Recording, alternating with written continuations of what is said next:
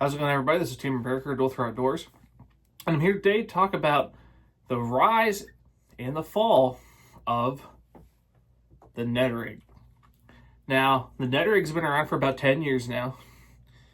Original form is probably a little longer, but mass-produced form is about 10 years. And it came onto the scene hot, 2014, 2015, 2016. Now, funny story about me is back when team member Derek and I used to fish league together, he came to me with league one day, and he's like, hey, don't tell me about this. I was like, what? He's like, I got this secret bait, and he showed me this whole box of Ned Rigs. I was like, oh, wow. So, we go out and fish, and we didn't catch a winning fish in that, but he caught a ton of them. Like, dude, they're the real deal. So I told my buddies who does it fish league that I just fish 5-fish tournaments with. I was like, dude, my buddy's got this new bait. I got to get a bunch of these. He just kind of responded like, LOL. I'm like, what? And he's been keeping it had been keeping it wraps for about 2 years.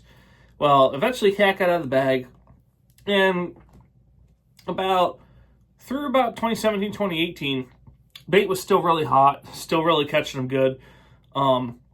But as we got into 2019, 2020, the fish catches on the Ned Rig started going slowly down. Now, granted, there is a little outlier there for me. I caught not one but 2 4-pounders on a local lake here in Pennsylvania on the Canada Crawl Ned Rig back in summer of 2022. But outside of that, especially the last 2 years, it's been really slow. I mean, you can still get bit on it, but it's still the point where it's more of a numbers bait than big fish bait. Now, yes, people have caught big fish on these over the years, but compared to 5, 6, 7, 8 years ago, it's not even a comparison. My opinion, what happened is kind of cack out of the bag.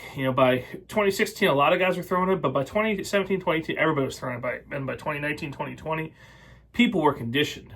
At least here in north central Pennsylvania, fish were conditioned. And it's like, okay, we know what this is. But then that's when you saw other baits like the tube and even the wacky rig really, the wacky rig is always good, but kind of seemed like it would pop the last little bit of time just because so many darn people were throwing this thing. It's still a bait I own. I haven't decided to unload mine yet because I feel like less people are going to have been throwing them just because they've been less effective, and there's been other baits that have been more effective, quite frankly. But the Ned Rig's definitely not catching them like it was 5 to 10 years ago. There's no question. Even with that one double 4-pounder day, that is the outlier for my personal experiences with the Ned Rig and most people I fish with as well. So have you seen the same thing?